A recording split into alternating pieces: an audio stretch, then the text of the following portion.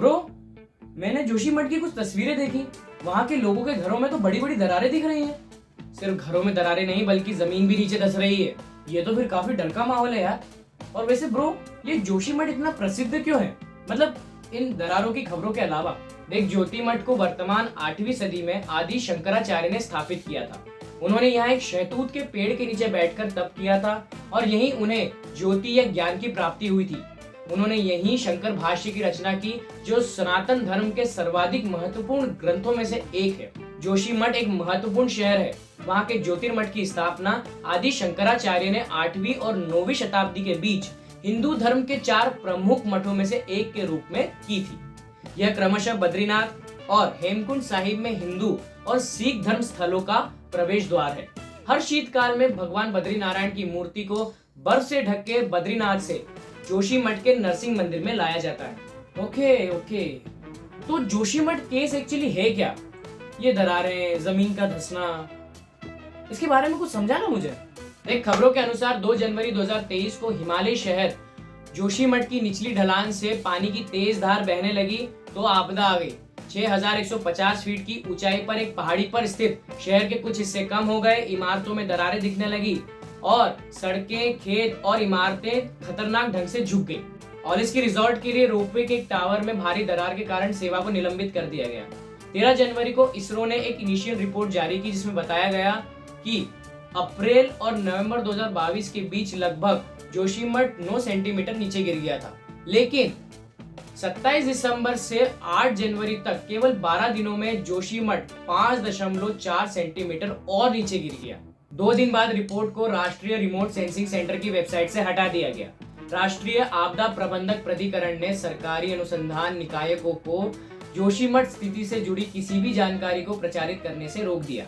जैसे ही शहर के निवासी घबरा गए और नियमित गतिविधियां रुक गई, जिला, राज्य और केंद्र सरकार के अधिकारियों और मीडिया ने अंततः ध्यान देना शुरू कर दिया मेरे भाई। फिर पीसी तिवारी ने हाई कोर्ट में जनहित याचिका दायर कर कहा था कि प्रदेश सरकार की ओर से जनता की समस्याओं को नजरअंदाज किया जा रहा है और उनके पुनर्वास के लिए कोई रणनीति नहीं बनाई गई है।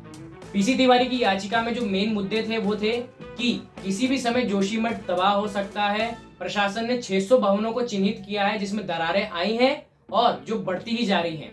दूसरा ये कि 1976 में मिश्रा कमेटी ने जोशीमठ को लेकर एक विस्तृत रिपोर्ट सरकार को दी थी जिसमें कहा गया था कि जोशीमठ मिट्टी और रेती कंकड़ से बना है, यहाँ मजबूत चट्टान नहीं है, इसलिए कभी भी भूधसाव हो सकता है।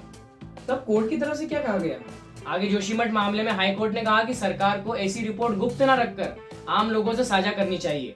वहीं मुख्य सचिव को व्यक्तिगत रूप से कोर्ट में उपस्थित होने से राहत मिल गई है। कोर्ट ने मुख्य सचिव को कोर्ट में उपस्थित होने के लिए जो आदेश दिया था वो वापस ले लिया है।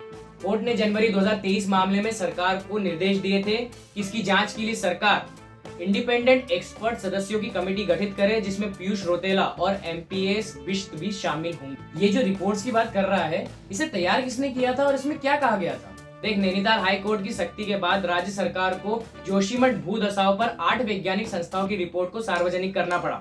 718 पन्नों की रिपोर्ट में मोरेन क्षेत्र, ग्वालियर की ओर से लाई गई मिट्टी में बसे जोशीमठ की जमीन के भीतर पानी के रिसाव से चट्टान खिसकने की बात सामने आई है, जिसकी वजह से वहां पर भूधसाव हो रहा है। जोशीमठ हिमालय इलाके की जिस ऊंचाई पर बसा है उसे पैरा ग्लेशियर जोन कहा जाता है। यानी इसका मतलब है कि वहां पर कभी ग्लेशियर्स हुआ करते थे, लेकिन बाद में ग्लेशियर्स पिघल गए और उनका मलबा बाकी रह गया।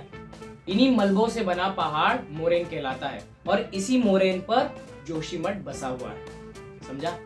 वाडिया हिमालय भूविज्ञान संस्था की रिपोर्ट में इस बात का प्रमुखता से जिक्र किया गया है कि जोशीमठ की मिट्टी का ढांचा बोल्डर, बजरी और मिट्टी का एक जटिल मिश्रण है। यहाँ बोल्डर भी ग्लेशियर से लाई गई मिट्टी और बजरी से बना है। इनके जॉइंट प्लेन होते हैं जो इनके खिसकने का एक बड़ा कारण है। रिपोर्ट के अनुसार ऐसी मिट्टी में आंतरिक क्षरण के कारण संपूर्ण संरचना में अस्थिरता आ जाती है। इसके बाद पुनः समायोजन होता है जिसके परिणाम स्वरूप बोल्डर धंस रहे हैं। भाई, जैसी सिचुएशन तूने बताई है वहाँ के लोग तो काफी दहशत में होंगे। मैं होता ना तो पहली फुर्सत में वहां से कहीं और चला जाता। हाँ, तू तो है ही डरपोक, लेकिन बात तो डरने की ही है। भाई, आसान नहीं होता अपना घर छोड़कर कहीं और जाना। वहाँ के लोगों का कहना है कि हम तो इंसान हैं, कहीं और जाकर बस जाएंगे, लेकिन इन जानवरों का क्या करेंगे जिनकी वजह से हमारा जीवन यापन चलता है। और आगे कहा कि किसी नई जगह जाकर नई तरीके से जिंदगी शुरू करना आसान नहीं होता, बहुत मुश्किलें होने वाली है। इसलिए हमें सरकार से उम्मीदें हैं कि सरकार कुछ करेगी। सरकार क्या करेगी? एनडीएमए के अनुसार जोशीमठ के क्षेत्र में जरूरत से ज्यादा निर्माण कार्य इस आपदा का कारण है, जिसकी वजह से जोशीमठ में हल्के निर्माण कार्य को छोड़कर बाकी सभी तरह के निर्माण कार्यों पर रोक लगा दी गई है।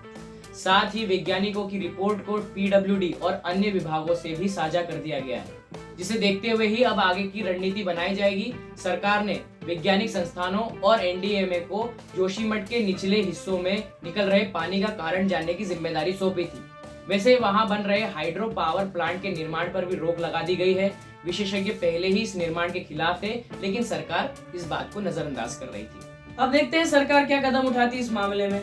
लेकिन अभी तक की रिपोर्ट्स के अनुसार ओवर कंस्ट्रक्शन ही इस मुश्किल का कारण है और सरकार के हस्तक्षेप के बाद ही ये मुश्किल हल हो सकती है। आई होप सब ठीक हो जाएगा। लेकिन तब तक तू इस वीडियो को लाइक कर और इतना शेयर कर कि लोगों को पता चले कि हमें नेचर से खिलवाड़ नहीं करना चाहिए, वरना किसी दिन हम भी ऐसी ही मुसीबत में फंस सकते हैं। बिल्कुल सही कहा तूने, मैं अभी शेयर करता हूँ। और आप सब भी तुरंत चैनल को सब्सक्राइब करें।